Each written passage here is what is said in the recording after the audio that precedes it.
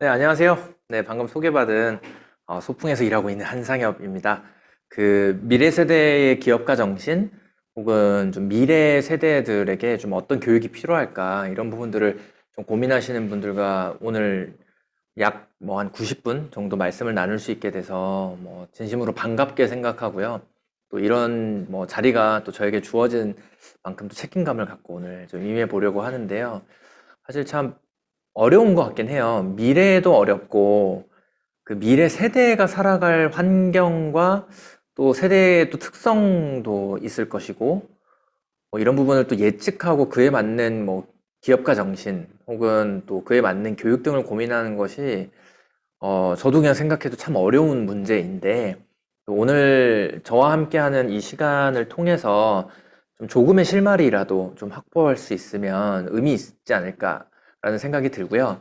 그 더불어서 그 제가 좀 봤을 때 좀 우리가 살아가는 시대에 좀 적절한 좀 인재상 혹은 기업가 정신의 방향 이런 부분들을 좀 제가 설명을 드릴 수 있지 않을까라는 생각으로 이 시간을 제가 만들어 봤는데요. 그 기본적으로 키워드는 오늘 강의 제목에 다 들어가 있긴 합니다. 제가 오늘 강의 그 제목을 인비저블 하트와 하이 임팩트라고 잡아봤는데요. 그 인비저블 핸드는 아시죠? 보이지 않는 손. 그런데 이제 인비저블 핸드가 아니라 인비저블 하트의 시대, 보이지 않는 심장의 시대가 온 것 같다.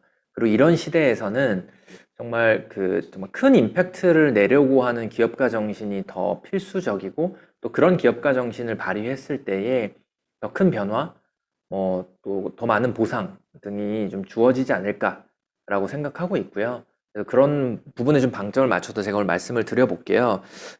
소풍은 이제 2008년에 설립된 사실 굉장히 오래된 투자사예요.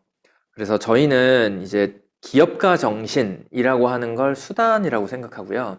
이런 수단, 뭐 또 기업도 수단이죠. 투자도 수단이죠. 이런 수단을 도구, 뭐 이런 걸 활용해서 뭘 할 거냐라고 했을 때 결국 우리 사회가 마주하고 있는 문제를 해결해야 된다. 근데 보통 그런 문제들을 우리가 사회 문제라고 부르고 그런 문제를 해결해 나가는 과정이나 해결해낸 결과 등을 어떤 사회적 가치가 창출되고 있다. 뭐 사회 혁신이다. 혹은 뭐 사회적 가치가 창출되었다. 뭐 이렇게 다양하게 표현을 하는 것 같은데요. 이런 일들을 하려고 하는 분이 계시다면, 그리고 그 방식이 좀 기업과 연결되는 방식이다라고 하면 투자도 하고 엑셀러레이팅도 하고 뭐 여러 각종 지원을 하는 일을 하고 있습니다. 그 스타트업 투자 단계로 봤을 때는 저희는 시드 투자를 하는 굉장히 얼리 스테이지의 투자사예요. 그래서 보통은 창업자들이 거의 창업을 하고 나서 처음 받는 투자가 저희가 한 투자거든요. 그래서 그 최근에는 평균 한 2, 3억 정도의 투자금을 투자하고 한 6개월에서 좀 길면 1년 정도 이 팀의 성장과 함께 하면서 그 단기간에 이 팀들이 좀 의미 있는 성과도 내고 그리고 변화를 만들어낼 수 있도록 지원하고 있고요. 그 우리나라에서도 뭐 많이 들어보셨을 텐데 UN SDGs라고 하는 그 유엔에서 지정한 지속가능 개발 목표라고 하는 게 있잖아요. 그 목표에 기반해서 투자를 하고 있어요. 네, 그 카테고리를 크게 라이프 스타일, 뭐 교육과 기회, 지속가능한 환경 이렇게 구분해서 투자를 하고 있고요. 지금까지 좀 110여 개 정도 투자를 했고 다행히 그 중에서 뭐 유니콘도 탄생하고 또 잘 성장하고 있는 팀들도 있어서 투자사로서의 성과도 잘 만들어 나가고 있는데요. 이제 임팩트 투자사로서 가장 좀 집중해야 될 영역 혹은 오늘날 우리 사회뿐만 아니라 전 인류가 마주하고 있는 가장 큰 문제가 무엇일까? 이랬을 때 뭐 단연코 기후위기다. 그래서 기후위기 해소를 위해서 투자 조합도 만들고 그리고 그 기후 문제를 해결하기 위해서 창업을 하신 분들을 위한 프로그램도 만들고 그러고 있습니다. 그래서 이런 맥락을 좀 알고 그래도 오늘의 이야기를 들으시면 이런 일들을 하는 분이 이런 생각을 하고 있구나로 좀 더 풍성한 좀 이해와 대화를 할 수 있을 것 같다라는 생각을 갖고 소개를 좀 드려봤고요. 혹시 누군지 아시겠어요? 예, 우리가 바라보는 건 그들의 인간성이 아니라 자기애다라고 하는 애덤 스미스죠. 이 과정에서 가장 강력한 영향력 혹은 이런 메커니즘을 작동시키는 게 보이지 않는 손이라고 이야기를 해요. 인비저블 핸드.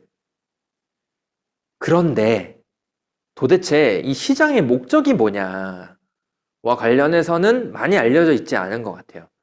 이 애덤 스미스는 시장의 목적을 뭐라고 얘기했냐면 사람과 사람을 연결하는 것이라고 얘기를 했어요. 그럼 어떤 사람들을 연결하는 거냐? 부자와 가난한 사람, 가난한 자. 그럼 이게 왜 중요하냐? 그 애덤 스미스는 기본적으로 빈부격차를 인정한 사람이에요. 그리고 분업이라고 하는 건 서로가 다름을 전제하죠.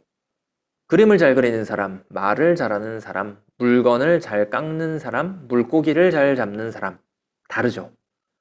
이런 서로 다른 역량, 능력 때문에 그리고 그 사람이 놓인 그 사회의 맥락이나 시대에 따라서 훨씬 더 높은 가치를 인정받는 것이 다르기 때문에 빈부격차는 생길 수밖에 없다고 이야기를 한 사람이에요.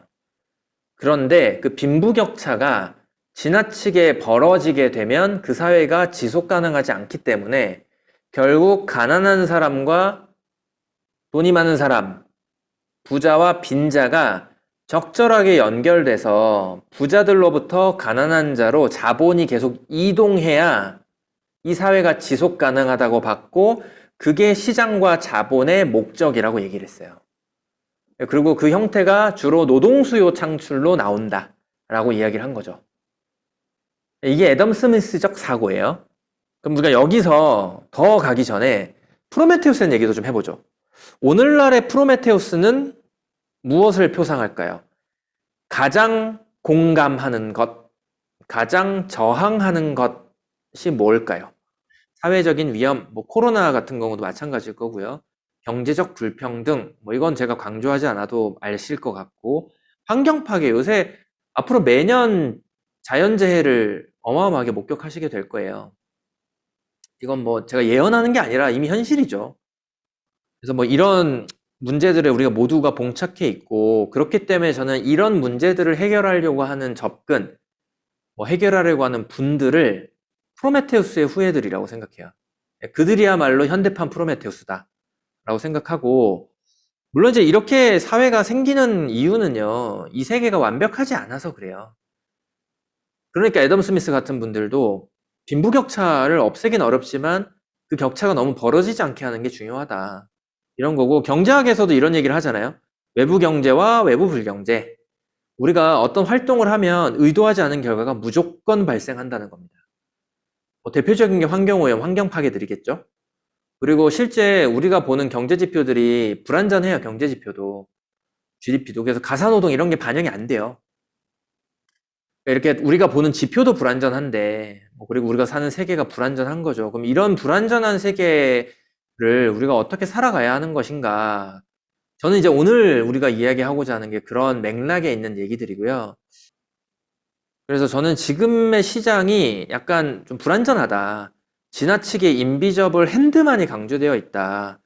그리고 이제 이런 그 맥락에서 경영학의 아버지라고 불리는 피터 드러커는 이런 얘기를 합니다. 그 기업의 목적은 사회 속에서 찾아야 한다.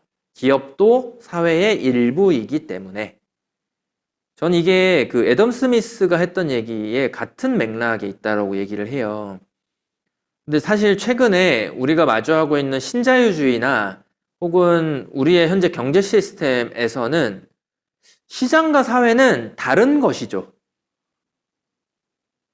엄연히 서로 다른 섹터여서 서로 불가침인 거예요.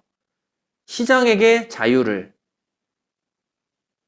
사회는 시장을 통제하려고 해서는 안 된다. 시장은 그 자체로 중립적이고 도구이기 때문에 이 도구를 어떻게 쓰냐의 문제일 뿐이지 시장 자체에다가 어떤 역할을 기대해서는 안 된다라고 우리가 이야기를 많이 하는데, 사실 처음에 시장을 설계했던 사람들은 그렇게 보지 않았어요. 근데 오늘날 이렇게 진화가 된 거죠, 시장이.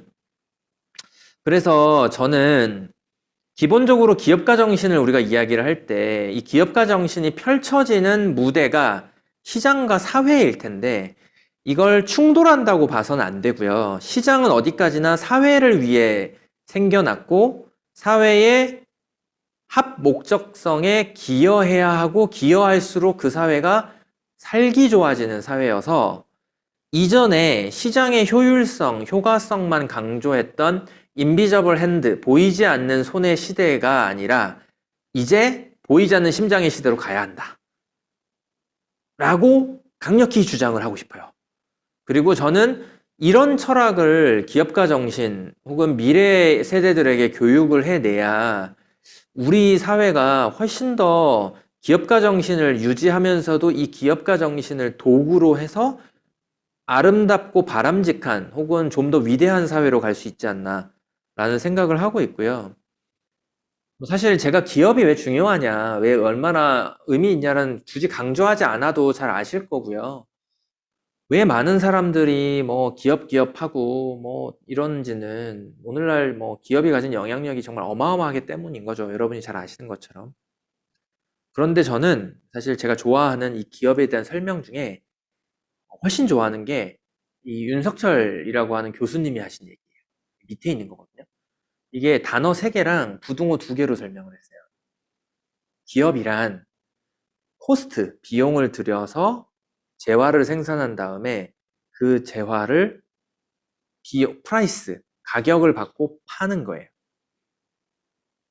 그리고 이 가격보다 더 큰 가치를 고객들에게 제공하는 거예요. 즉, 기업은 가치를 전달하는 도구예요. 그리고 이 기업이 작동하는 건 3가지로 작동하는 거죠. 코스트, 프라이스, 밸류.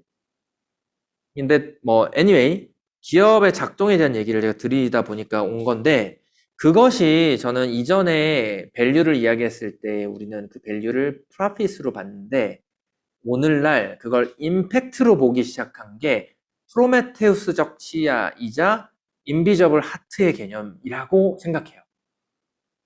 옛날에 가치가 있다, 이거 기업이 가치가 있다라고 얘기했을 때는 그래서 프로핏을 얼마나 남겼는데 이익을 얼마나 남겼는데 였다가 이게 이제 임팩트로 바뀐 거죠.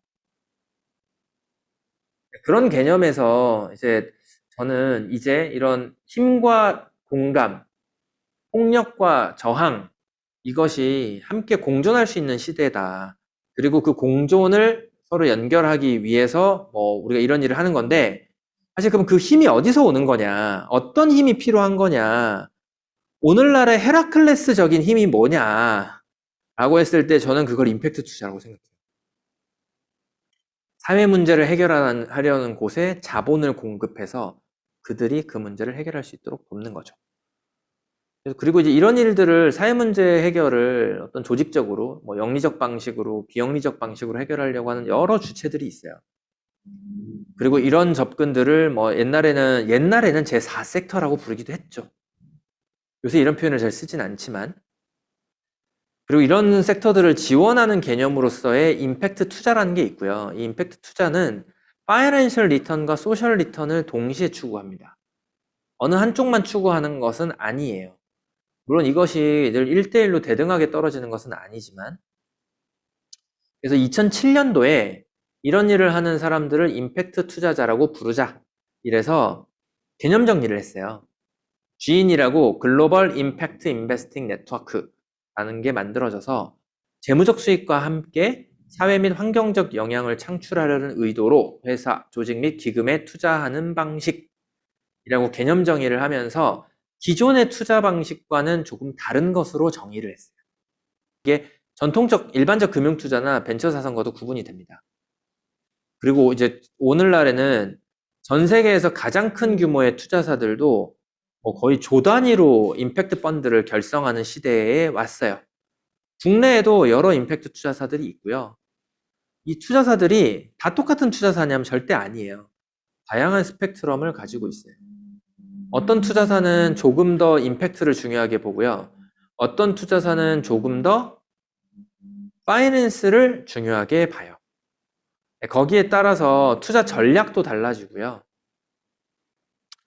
그래서 뭐 이걸 뭐 ESG 종합 투자, 임팩트 테마 투자, 임팩트 우선 투자 이렇게 부르기도 해요. 그런데 이게 뭐 최근에 하루아침에 생긴 거냐, 2007년에 생긴 거냐 그렇진 않아요. 이게 UN 자료거든요.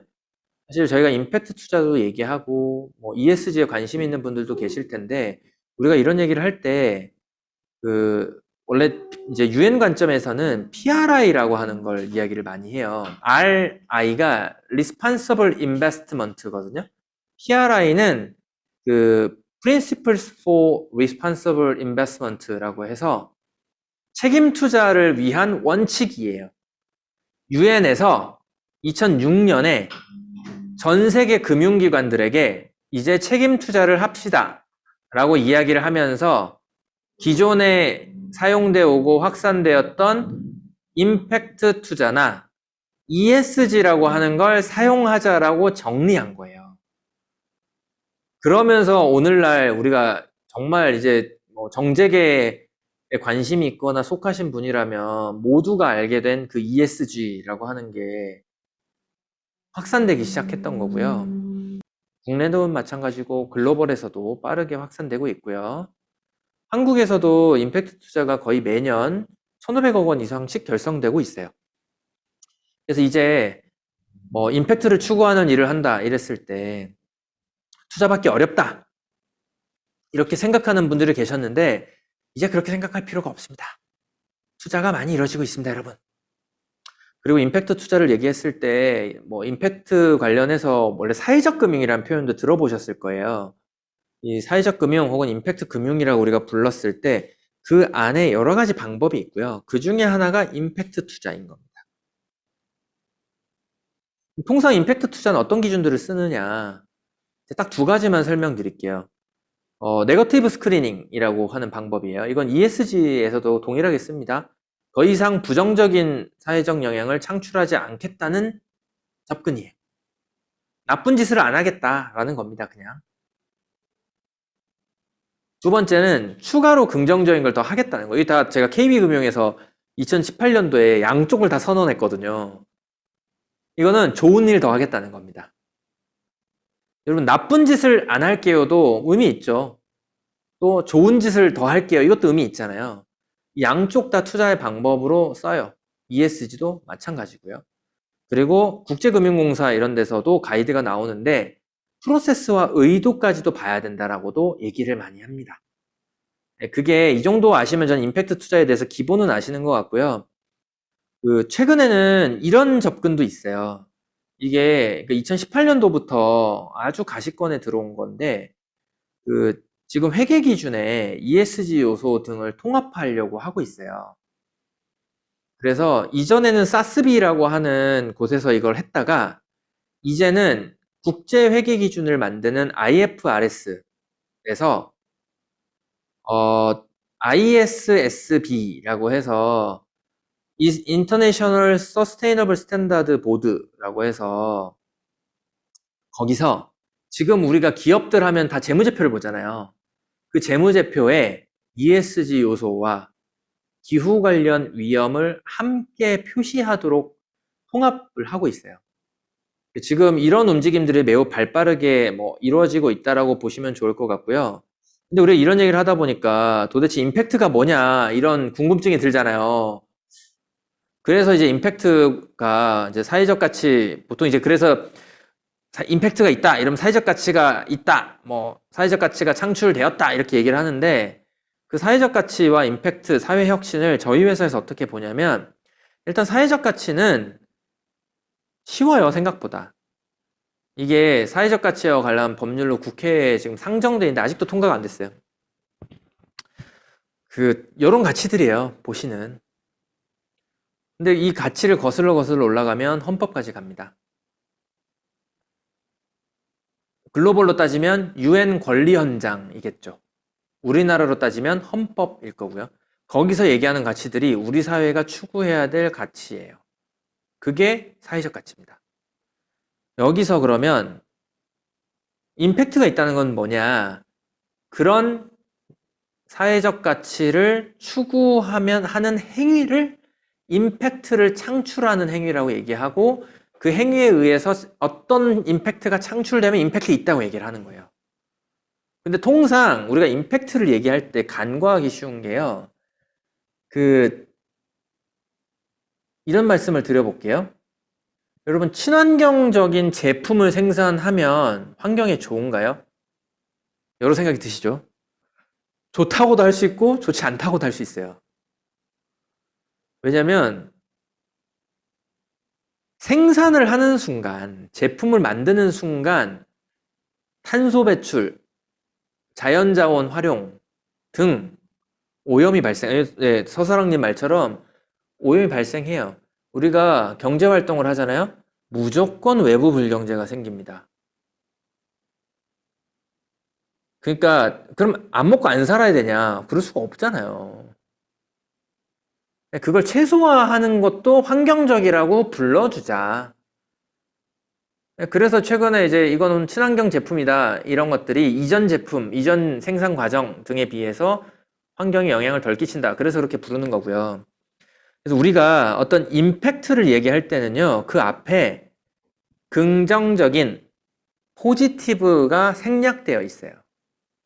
야, 이거 임팩트가 있네. 우리가 그 임팩트가 있다 없다를 얘기할 때는 그 임팩트가 창출되는 과정에서 발생하는 긍정적인 임팩트가 부정적인 임팩트를 상쇄하고도 남을 만큼 크기 때문에 그렇게 부르는 겁니다. 그럼 여기서 뭐가 사회 문제냐? 이것도 어려운 문제죠. 그래서 개념 정의가 많이 있었어요. 사회마다 달라요, 또. 조금씩 다른데, 기본적으로는 다수가 구조적 결함이나 모순으로 집단적인 해결이 필요한 피해나 고통을 느끼는 상황. 요걸 사회 문제라고들 부를 수 있대요. 그리고 정부에서도 국가가 해결해야 될 사회 문제에 대해서 이런 걸 내요. 사회 문제 해결지도. 그게 이제 UN에서 UN SDGs라고 정리를 하는 거죠. 지금 전 세계 대부분의 투자사, 임팩트 투자사들은 UN SDGs를 활용해서 투자를 하고 있습니다. 근데 아까 사회 문제가 맥락에 따라 다르다고 그랬잖아요. 사회에 따라서. 그래서 한국에서도 KSDGs를 만들었어요. 이런 식의 접근들이 있고, 그럼 이제 사회 문제를 해결한다는 게 뭐냐? 그걸 기업으로 해결한다는 게 뭐냐인데, 저는 기업이 할 수 있는 건 세 가지인 것 같아요. 수단, 대상, 혁신의 방법, 이걸로 구분할 수 있는데요. 그 기본적으로 모든 문제를 기업이 해결할 수는 없잖아요. 정부와 시민사회가 해결할 건데, 그게 굳이 기업이 해결할 수 있다라고 하면 그 혁신의 수단은 의식을 바꾼다거나 교육을 더 한다라기보다는 생산, 소비의 방식을 바꿈으로써 일어난다고 보고 있고요. 드물게는 분배까지 건드릴 수 있어요. 그것이 저는 기업이 하는 것 같고, 대상도 기업들은 시민, 소비자, 생산자, 금융 얘기했을 때 주로 고객, 소비자들을 바꿔나가죠. 물론 플랫폼을 운영한다거나 했을 때는 생산자도 바꿔낼 수는 있어요. 그렇지만 결국 그 소비 행위를 하는 소비자, 고객을 바꿔냄으로 인해서 혁신, 사회 문제를 해결해낼 수 있다. 올해 전 세계 최대의 투자사인 블랙락의 CEO가 연례서안에서 이렇게 보냈어요. 제목이 자본주의의 힘이었습니다, 여러분. 거기 어떻게 끝나냐면요. 저희가 지속 가능성에 초점을 맞추는 것은 환경론자가 아니고 자본가이기 때문이다. 고객들에 대한 신의성실 의무를 지니기 때문이다라고 얘기를 했어요. 이게 그 자본이나 시장이요. 아까 말씀드렸다시피 처음에 이런 자본과 시장을 얘기했던 애덤 스미스적인 형태가 저는 아니라고 보고 있어요. 그래서 고전주의 경제학이 애덤 스미스를 모태로 하고 있긴 하나 완벽하게 그를 담고 있지는 않다. 그럼 그들이 어떻게 바뀔 거냐라고 했을 때 그들은 역시 자본가이기 때문에 바뀔 거라서 계속 환경을 신경 쓰게 우리가 해야 된다. 그렇게 전 보고 있고요. 이런 기업가 정신을 많이 갖게 해야 된다. 이렇게 보고 있고 그런 관점에서 주주행동주의라고 하는 것들도 확산되고 있어요. 그리고 결국 이들은 수익 극대화 때문에 이 일을 하죠. 자본가들은. 그들의 선의에 기댈 것이 아니라 어떤 게 수익 극대화로 가는지에 대해서 사회의 분위기도 바꾸고 기업가 정신도 바꾸고 이런 과정들이 수반되어야만 모두 가능한 일이 아닌가라는 생각을 갖고 있고요.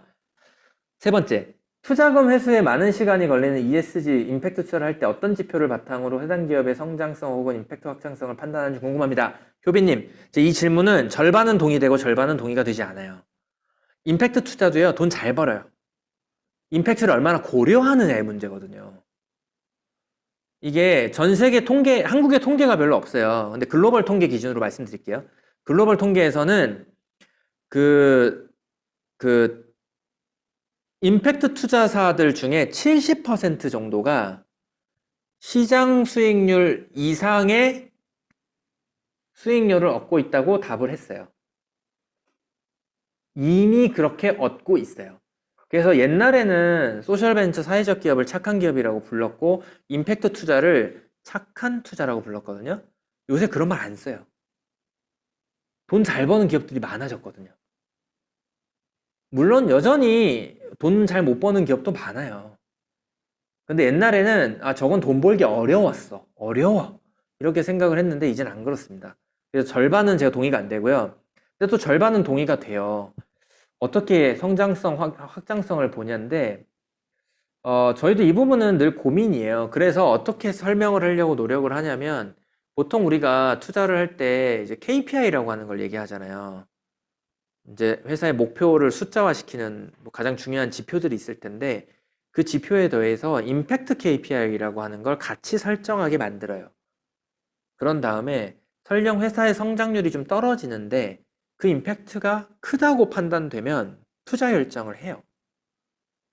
그다음 생각해 보세요. 회사가 이 문제를 잘 해결했다. 크게 임팩트를 창출했다. 이러면 보통 고객이 많아야 될까요? 적어야 될까요? 이게요, 임팩트를 크게 창출했다는 건요, 고객이 엄청 많든가 수혜자가 엄청 많아야 돼요. 글로벌에서는 한 10만 명 이런 걸 기준으로도 보잖아요. 최소한 몇만 명 이상한테 영향을 줄 수 있어야 임팩트가 있다라고 얘기하거든요. 근데 이거를 기업으로 그 일을 한단 말이에요. 여러분 고객 수만 명 확보하는 거 엄청 어려워요. 수만 명한테 영향력을 주는 비즈니스다? 엄청 어려워요. 그 정도 되면 투자는 갑니다. 그냥 투자 받을 수 있어요. 그럼 반대로 투자를 받지 못하는 굉장히 좀 작은 혹은 지역 단위의 마을 기업 이런 것들은 의미가 없냐? 아니요. 저는 의미 있다고 생각해요. 그리고 저는 한국에서 사회적 기업이 고용 중심으로 진행되는 것도 맞다고 생각해요. 왜 그러냐면 아까 자영업자 비율 보셨잖아요. 일자리가 없어요. 자영업 하려면 또 자본도 필요하잖아요. 정부 입장에서는 저는 그들이 지역에 좋은 일을 하면서 기업으로 수백 명, 수천 명 고용하는 게 아니라 10명만 고용해도 의미 있는 기업이에요. 심지어 그게 지역사회에 좋은 일을 한다? 이거는 5명짜리 기업이어도 국가에서 세금 써갖고 지원을 해야죠. 라고 저는 생각합니다. 네. 예, 여러분, 긴 시간 들으시느라고 고생하셨고, 이렇게 함께 기업가 정신을 고민해 주시는 분들이 계셔서 저희가 미래의 창업자들을 만날 수 있는 게 아닌가라는 생각이 듭니다. 그래서 여러분 프로메테우스들 많이 좀 키워주세요. 예, 제우스는 차고 넘칩니다, 여러분. 예, 프로메테우스들을 좀 많이 키워주셔갖고, 많이 또 육성해 주셔서 저희가 또 아름다운 사회를 함께 만들어 나가고 또 기업가 정신이 가득한 사회로 넘어갈 수 있으면 좋겠습니다. 긴 시간 함께 해주셔서 감사합니다.